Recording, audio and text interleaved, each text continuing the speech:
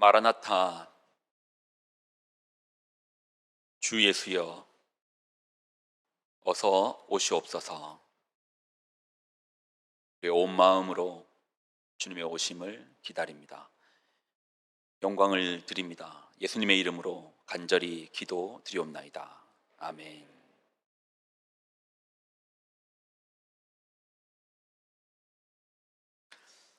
예수님께서 떠나신 후에 생겼던 기독교 공동체는 모였을 때 이러한 인사를 나누었다고 합니다. 마라나타. 마라나타의 의미는 주 예수여 어서 오시옵소서라는 제목입니다. 그게 인사가 되었다고 합니다. 옆에 있는 우리 귀한 지체들하고 초대교회의 성도들의 그 간절한 마음을 담아 인사하였던 그 내용으로 한번 인사할까요? 우리 마라나타 하며 서로 인사 나누겠습니다. 마라나타, 예, 마라나타, 예, 주 예수여 오시옵소서. 오늘 본문은 예수님의 비유입니다. 달란트 비유죠. 5달란트, 2달란트, 1달란트를 종에게 준 주인의 이야기, 아마 많이 들어보셨을 것입니다. 중요한 사실은 이 본문이 비유라는 것입니다. 비유. 비유로 하면 이제 여러분은 저랑 설교를 여러 번 나누었으니까요. 이제 비유도 많이 나누었잖아요. 그러면 여러분이 딱 떠올려셔야 되는 게 있습니다. 제가 비유, 이 본문은 비유입니다 라고 하면 여러분이 딱 떠올리셔야 되는 것이, 비유에는 무엇이 있다? 실체가 있다. 비유는 실체가 있다. 인생은 럭비공과 같아, 인생은 럭비공과 같아 라는 이 말은 럭비공이 어디로 튈지 모르는 성질을 통해서 인생이라는 실체를 말하고자 하는 것이죠. 결코 럭비공을 말하려고 하는 거 아닙니다. 인생은 럭비공과 같아 라는 것은 인생의 복잡 다양한, 어디로 튈지 모르는 그 인생의 복잡 다양함을, 그 실체를, 인생이라는 실체를 말하기 위해서 럭비공을 비유로 들어 설명하는 것이죠.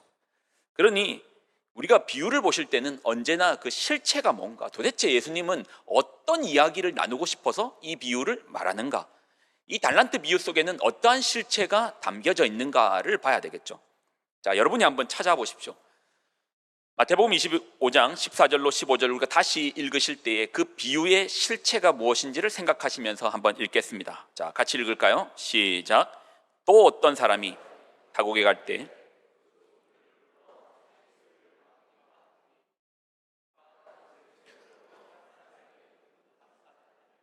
한 사람에게는 2달란트를, 한 사람에게는 1달란트를 주고 떠났더니, 자, 이 비유는요, 또 어떤 사람이 나옵니다. 그 사람이 종들을 불러서 5달란트, 2달란트, 1달란트를 남기고 떠나셨습니다.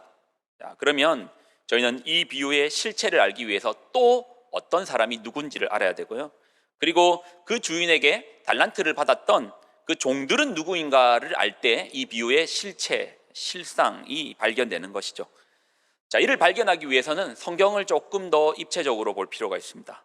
자, 여러분이 만약에 2000년 전에 예수님 시대의 예루살렘에 있었다면 여러분 눈을 사로잡는 하나의 건축물을 보게 될 것입니다. 여러분 눈으로 한번 보실래요?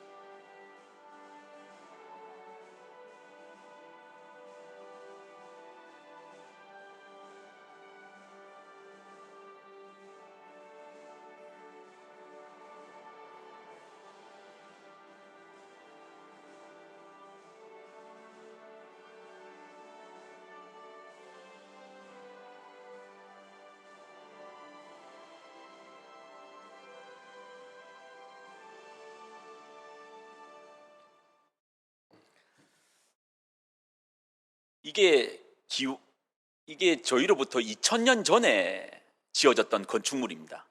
2000년 전에 예루살렘의 그 복판에 있었던 헤롯이 지었던 헤롯 성전의 모습입니다. 2000년 전 같으면 고구려 백제 신라의 그것도 초기의 시기입니다. 그 시기에 이렇게 웅장한 건물이 성전이 예루살렘에 있으니, 그러니 이스라엘 사람들의 그 성전에 대한 자부심이 얼마나 컸겠습니까? 저번에 이제 무화과 비유를 설명하면서도 말씀드렸지만, 이 성전을 허물러 왔던 티투스 장군이 그 성전의 그 대단한 위용을 보고 감히 허물지 않으려고 애를 쓰고 애를 썼던 모습이 있었다고 말씀드리지 않았습니까? 그러니 이스라엘 백성들에게 그 성전에 대한 자부심은 엄청났죠. 자, 세 번역으로 한번 마가복음 13장 1절과 2절을 읽어드리겠습니다. 예수께서 성전을 떠나가실 때에 제자들 가운데서 한 사람이 예수께 말하였다. 선생님, 보십시오. 얼마나 굉장한 돌입니까? 얼마나 굉장한 건축물입니까? 건물들입니까? 예수님께서 그에게 말씀하셨다. 너는 이 큰 건물들을 보고 있느냐? 여기에 돌 하나도 도리에 남지 않고 다 무너질 것이다. 그냥 건축물이 아닙니다. 하나님의 집 성전입니다. 돌 하나도 도리에 남지 않고 무너지리라 예수님께서 말씀하시는 거예요. 당시 이제 이스라엘 사람들에게는 어떠한 신앙의 모습이 있었냐 하면 성전에 대한 자부심이 있다고 했죠. 이 성전이 무너짐은 단지 건축물이 무너졌네 정도가 아닙니다.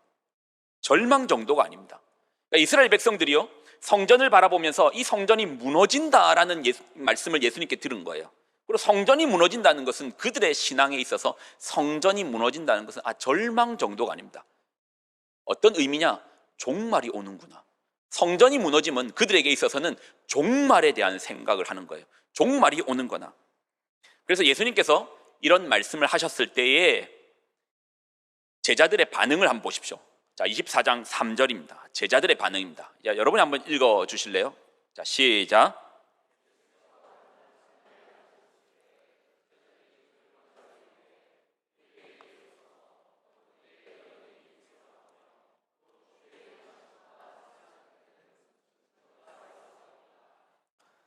성전이 무너진다는 소리에 예수님의 제자들은요, 이렇게 질문합니다.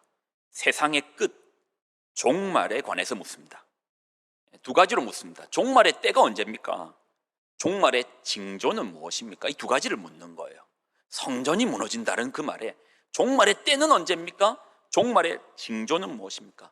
자, 그 내용이 마태복음 24장입니다. 저희가 읽었던 달란트 비유는 마태복음 25장입니다. 24장 붙어 있죠. 사실 이 본문은요, 이 본문은 이어져 있습니다. 예수님께서 한 자리에서 종말의 때와 종말의 징조를 설명하시고 뒤이어서 비유로 설명하는 거예요. 그래서 이 비유를 풀려면, 이 비유를 이해하려면 이 사건과 분리해서 약 한 자리에서 이야기를 하시면서 이 비유까지 말씀하시는 겁니다. 자, 먼저 종말의 징조입니다. 잘 들을 필요가 있습니다. 종말이라는 단어가 나왔잖아요. 이단들이 얼마나 장난치기 좋은 본문입니까? 얼마나 이거 가지고 놀기 쉬운, 우리에게 두려움을 주는 얼마나 그 본문입니까? 잘 들으십시오. 자, 종말의 징조입니다. 자, 먼저 4절로 7절, 중요한 구절이네요. 한번 읽어보겠습니다. 같이 읽을까요? 시작.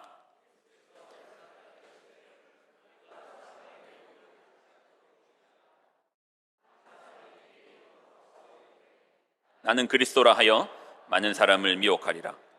난리와 난리 소문을 듣겠으나 너희는 삼가 두려워하지 말라. 이런 일이 있어야 하되 아직 끝은 아니니라. 민족이 민족을, 나라가 나라를 대적하여 일어나겠고 곳곳에 기근과 지진이 있으리라. 미혹, 적그리스도, 난리, 소문, 전쟁, 기근, 지진. 이번 코로나 때도 비슷했지만 전염병이 돌 때마다, 또 이상기후, 재난, 지진 이런 것 같은 천재지변이 있을 때마다 사람들은 당연히 이제 두려움을 느끼죠. 생각지도 않은 곳에서 지진이 일어나고 생각지도 않은 곳에서 이상현상으로 사람이 죽을 수 있으니 두려움을 느끼죠. 이러한 두려움을 느낄 때 강단을 채우는 메시지가 있는데 그게 이제 종말에 대한 이야기가 나옵니다. 코로나 때가 났을 때도 종말 이야기 또 안 나오나 했는데 아니나 다를까 종말에 대한 설교가 유튜브에서 뜨기 시작하더라고요. 근데 여러분, 우리가 생각해 봐야 됩니다. 역사의 현장에서요, 전쟁이 없었던 때가 있나요? 지진은요, 기근은요, 난리는요, 소문은요, 이런 게 없었던 때를 찾는 게 더 힘들지 이게 없었었던 때가 있나요? 14세기에 흑사병이 창궐했을 때 많게는 유럽 인구의 절반이 죽었다고 하고 또 일반적으로는 3분의 1이 죽었다고 합니다. 3사람이 있으면 1명이 죽었습니다. 그때 교회를 채웠던 메시지는 종말에 관련된 메시지였습니다. 역사학자들은 우리의 역사를 이렇게 설명합니다. 전쟁의 역사라. 인류가 시작되고 인류의 역사는 전쟁의 역사라. 이러한 인류에게 전쟁, 기근, 재난이 없었던 때가 있나요? 예수님께서 마태복음 24장을 말씀을 나누시고 한 10년에서 20년 사이에 일어났던 이제 그 당시의 사건만 해도 이스라엘에는 파르티아 전쟁, 나바테아 전쟁, 사도행전에 나오는 대기근, 사도행전에 나와 있잖아요. 그래서 바울이 연보를 걷어 다니잖아요. 대기근. 거기에 AD 60년에는 네로 황제가 죽음을 당한 이후에 1년에 4번의 황제가 바뀌었습니다. 한번 생각해 보십시오. 대한민국에요 1년에 4번의 대통령이 바뀌면 얼마나 난리, 소문, 기근, 전쟁. 여러분, 역사의 현장에 그러한 것이 없었던 때가 있나요? 지금도 튀르키예 지진, 코로나 바이러스, 곡물값 폭등, 러시아 우크라이나 전쟁, 국제 경제의 불안, 난리, 소문 끝이 없습니다. 그래서 예수님은 이러한 현상을 놓고 종말이라고 말씀하시지 않았습니다. 이러한 현상을 놓고 종말이라고 말씀하시지 않았습니다. 그럼 뭐라고 말씀하셨습니까?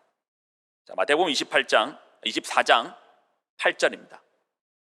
이 모든 것은 재난의 시작이라. 단지 재난의 시작입니다.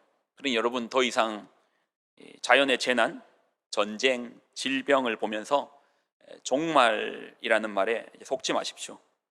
오히려 성도는 이러할 때 담대함을 누려야 됩니다. 담대해져야 됩니다. 왜요? 자, 24장 13절. 그러나 끝까지 견디는 자는 구원을 얻으리라. 우리에게 필요한 것은 오히려 의연함입니다. 담대함입니다. 여러분, 생각해 보십시오. 인간이 지구를 이렇게 막 사용하는데 자연 재난이 안 일어나는 것이 이상하지 않습니까?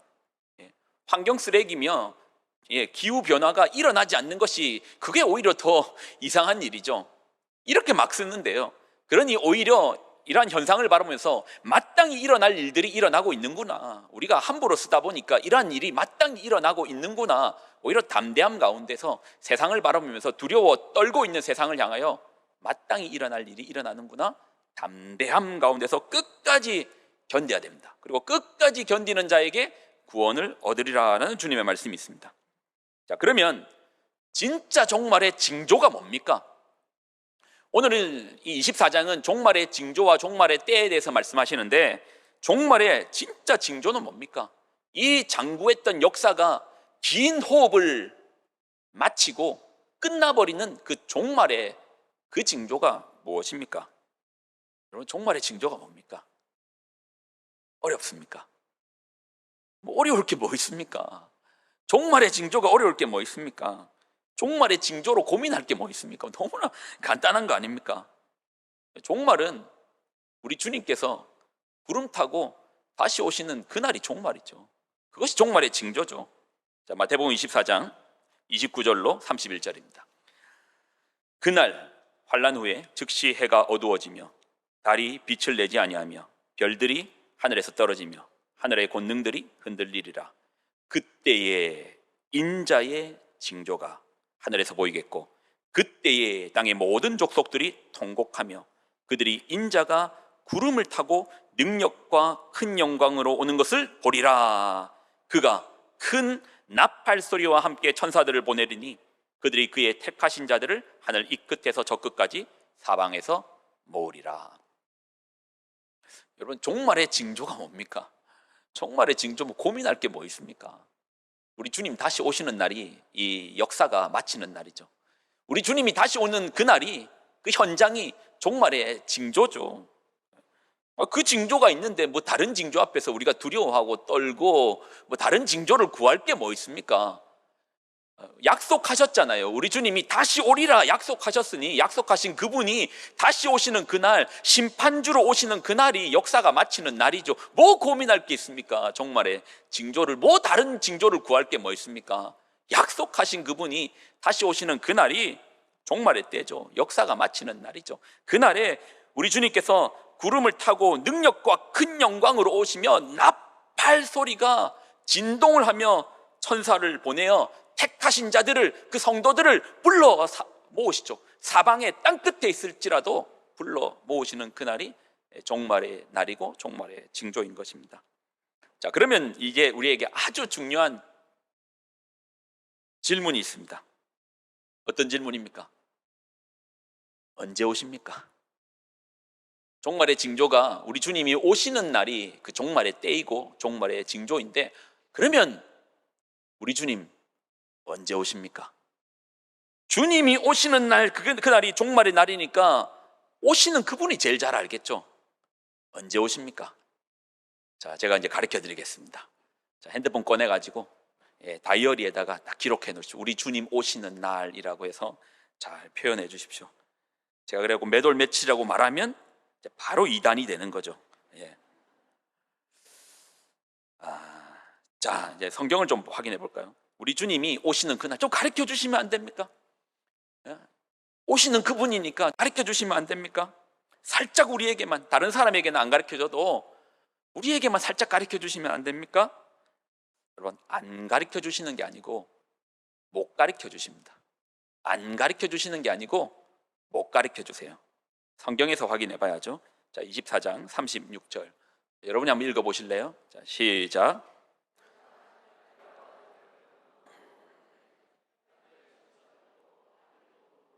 오직 아버지만 아시느니라.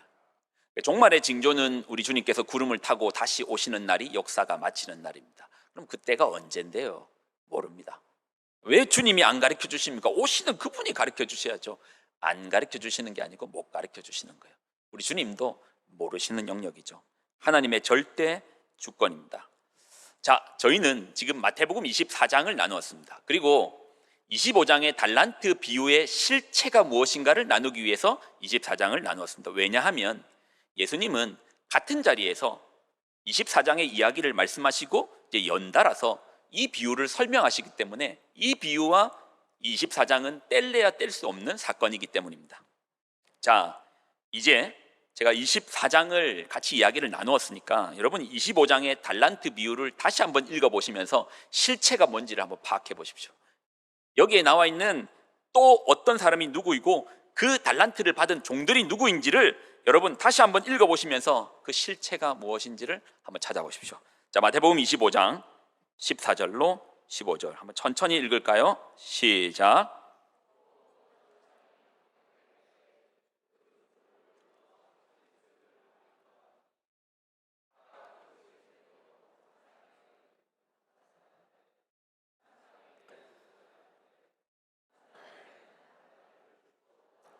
자, 실체 파악했습니까? 여러분이 달란트 비유 많이 들으셨잖아요. 어떻게 실체 파악하셨습니까? 이 비유가 뭘 이야기하는 겁니까? 어떤 실체를 말하기 위해서 이 비유를 이야기하는 거예요. 24장을 보았고 25장의 비유를 읽었습니다. 자, 실체가 무엇인가요? 표정을 보니까 빨리 말해라 하는 표정으로, 나는 모르겠다, 빨리 말해라 하는 표정이신데요. 그러니까 또로 시작합니다. 또 어떤 사람이, 그러니까 이 비유는요 하나의 비유가 아닙니다. 예수님께서는 24장의 종말의 징조와 종말의 때를 말씀하시고 비유를 4번 말씀하십니다. 4가지 비유를 말씀하십니다. 그런데 4가지 비유를 말씀하시는데 사실 이 비유 들어보면 4가지 다 똑같습니다. 같은 비유에 조금의 각도만 달리 바라보는 겁니다. 똑같은 내용을 각도만 달리 4가지 비유를 하시는데, 또라고 시작했으니까 첫 번째는 충성된 종과 악한 종의 비유, 두 번째는 열처녀 비유, 아마 들어보셨죠? 열처녀 비유. 그리고 달란트 비유, 양과 염소 비유. 그러니까 24장의 이야기를 하시고 이 4가지 비유를 이어서 같은 자리에서 이야기했어요. 각각 다른 자리에서 이야기하셨다가 이걸 모은 내용이 아니고 같은 자리에서 이 비유가 일어납니다. 충성된 종과 악한 종의 비유는 주인이 종에게 자신의 집을 맡기고 간 거예요. 내 집을 그냥 맡기고 간 거예요. 근데 어떤 착한 종은 그 집을 잘 다스렸어요. 그 집에 있는 사람들, 다른 종들을 잘 다스렸습니다. 근데 또 어떤 악한 종은 주인이 없으니까 이건 내 집이다 하면서 막 있는 거 흥청망청 쓰고 또 자기 밑에 있는 종들을 자기도 종이면서 때리고 그러다 주인이 갑자기 나타나 버렸습니다. 자, 그게 충성된 종과 악한 종이고, 열처녀 비유는 신랑이 오는데 등불을 준비한 5처녀가 있고 등불을 준비하지 않는 5처녀가 있습니다. 그래서 준비된 이 처녀들은 신랑과 함께 혼인잔치에 들어가고 준비하지 못한 처녀들은 문 밖에서 슬피 우는 장면. 달란트 비유는 주인이 떠나시면서 5달란트, 2달란트, 1달란트를 맡기고 떠나셨습니다. 그리고 다시 와서 결산을 하시는 거예요.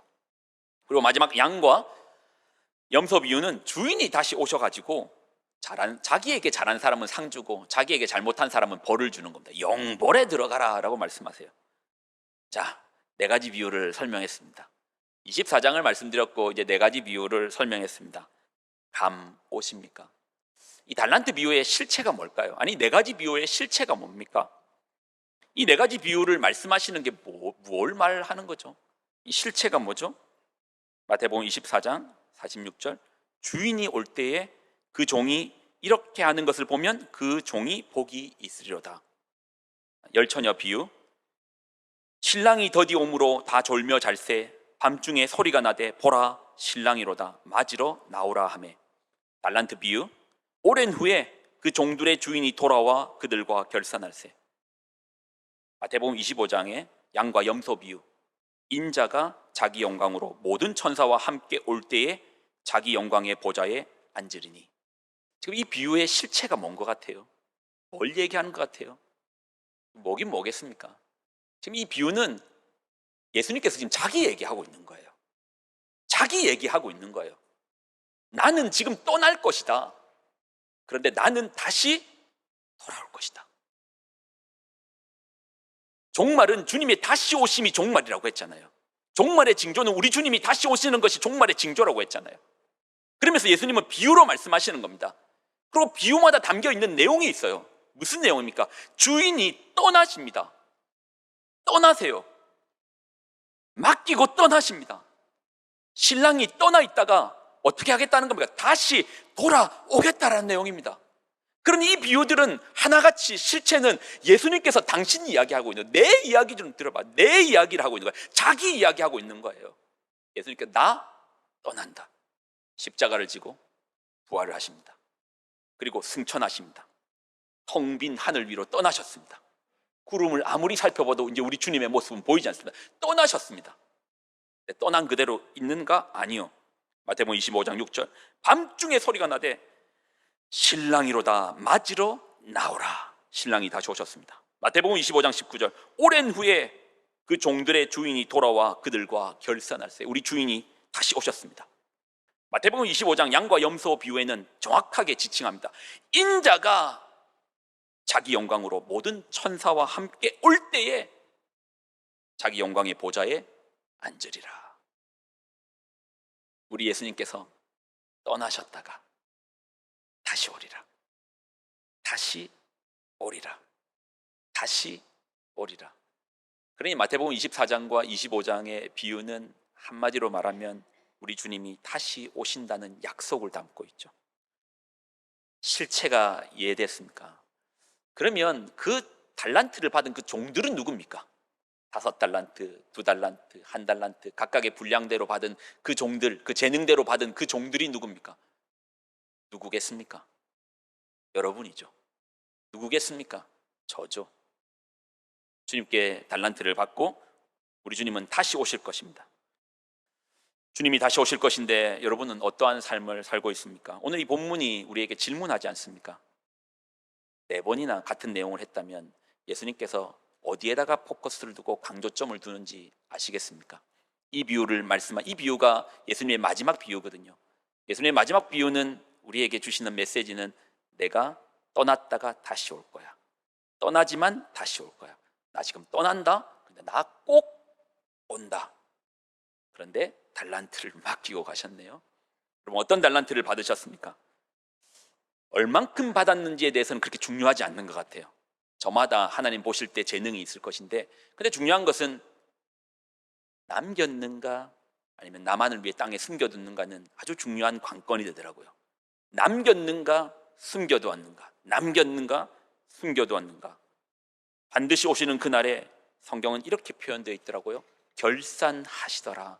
주님은 반드시 오실 터인데 결산하시더라.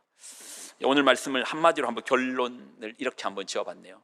여러분, 설교는 이제 끝나지만 여러분의 마음에 질문은 남았으면 좋겠습니다. 나는 주님의 오심을 기다리고 있는가? 그리고 나는 이 땅 가운데 달란트를 남기고 있는 삶을 살고 있는가? 그리고 이야기도 꼭 하고 싶네요. 우리는 다음 주간에 고난 주간에 한 주간을 보낼 겁니다. 여러분 기도 얼만큼 하시나요?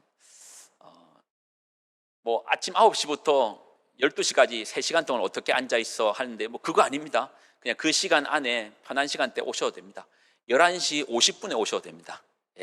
9시에 와도 되고, 그때부터 본당에서 침묵 기도 아니고요, 개인 기도입니다.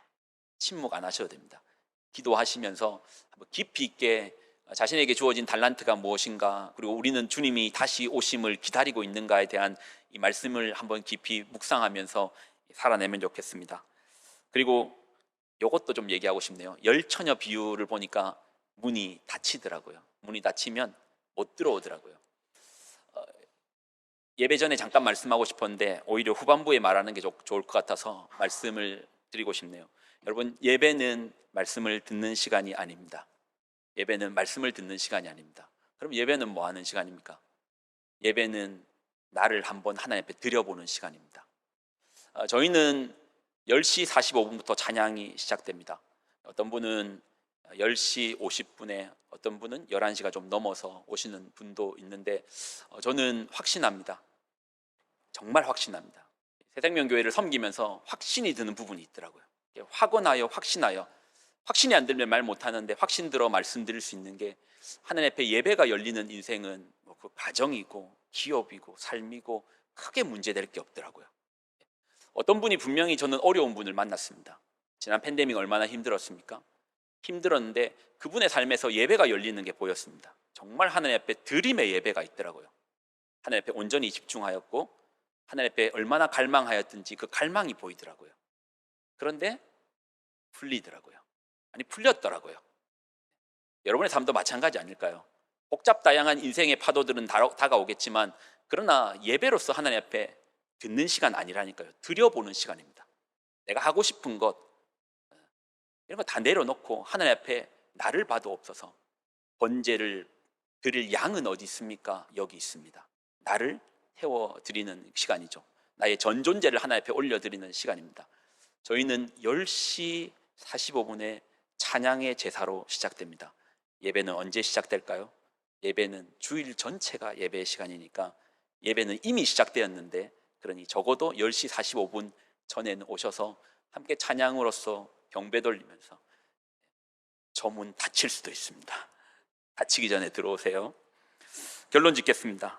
텅 빈 하늘 위로 오르신 우리 주님 꼭 오십니다. 이 찬양이 우리의 고백이 되었으면 좋겠습니다. 그리고 여러분, 정말 확언이 되더라고요. 확신이 되더라고요. 예배를 하나님 앞에 온전히 드려서 삶으로 드리는 예배 가운데 풀려지는 인생들을 바라봅니다. 하나님께 집중하시고 하나님께 감사하시며 하나님 앞에 나의 전 존재를 드려지는 찬양 한 곡조라도 하나님 앞에 진심을 다해서 내 삶을 드려서 간절한 마음을 들어서 올려드리는 찬양은 또 다르더라고요. 우리가 이 찬양을 올려드릴 텐데, 지금 내 이 앞에 우리 주님이 나의 찬양을 들어주신다는 그런 믿음으로 한번 올려드리면 어떨까요? 주님 어서 오시옵소서.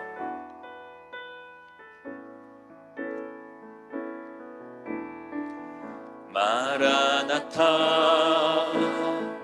주 예수여 어서 오시옵소서.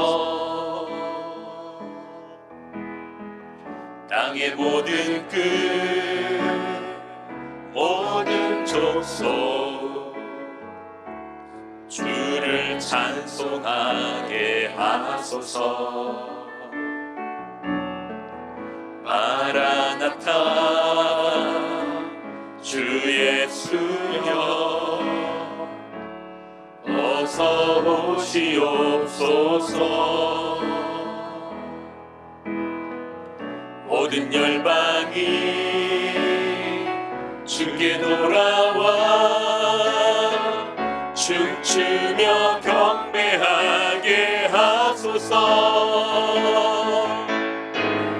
우리 주님 다시 오실 길을 만들자. 십자가를 들고 땅 끝까지 우리 가리라. 우리 주님 하늘 영광 온 땅 덮을 때 우리 땅 끝에서 주를 맞으리. 마라나타 마라나타 아멘. 주 예수여 어서 오소서. 마라나타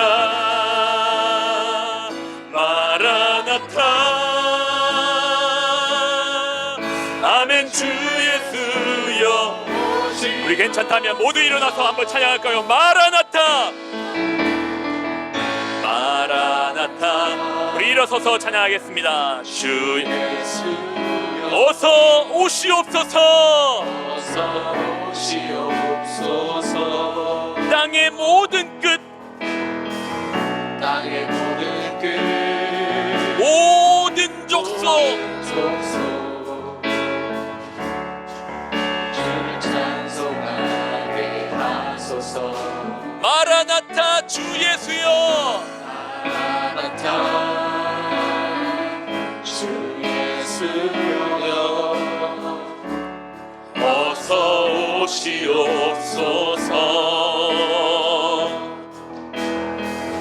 모든 열방이 주께 돌아와 춤추며 경배하게 하소서. 주여 오시옵소서. 우리 주님 다시 오실 길을 만들자. 십자가를 들고 땅 끝까지 우린 가리라. 우리 주님 하늘 영광 온 땅 덮을 때 하늘 영광 온 땅 덮을 때 우리 땅 끝에서 주를 맞으리. 마라나타 마라나타 아멘.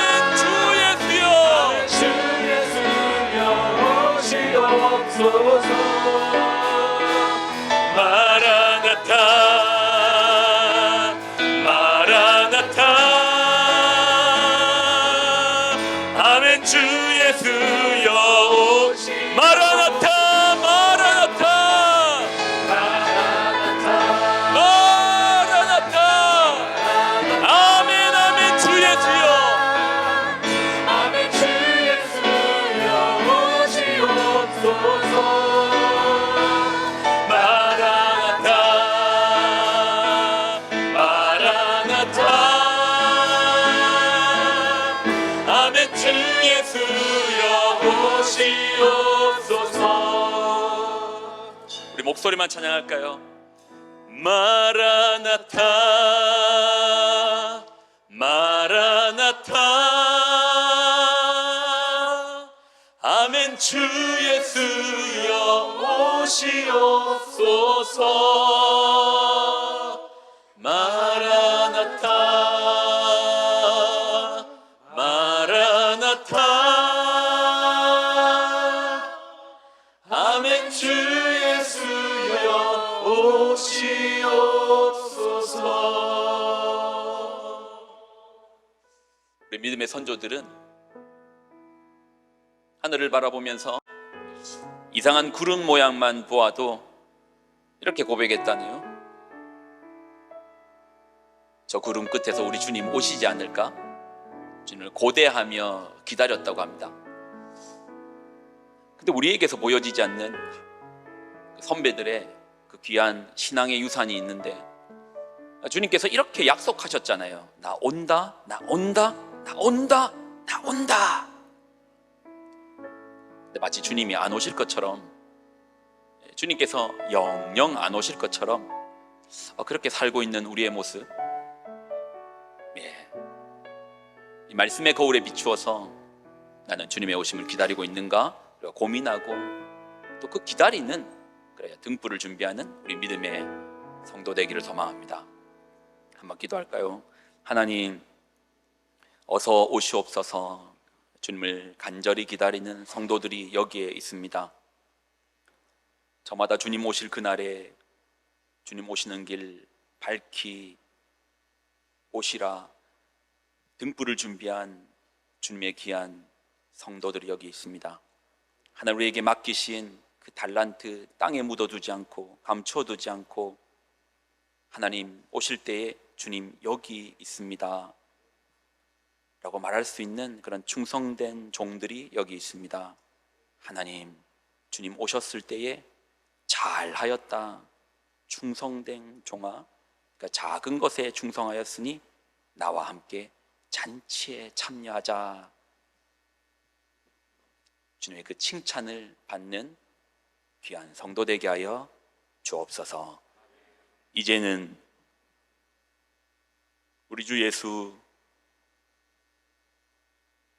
그리스도의 은혜와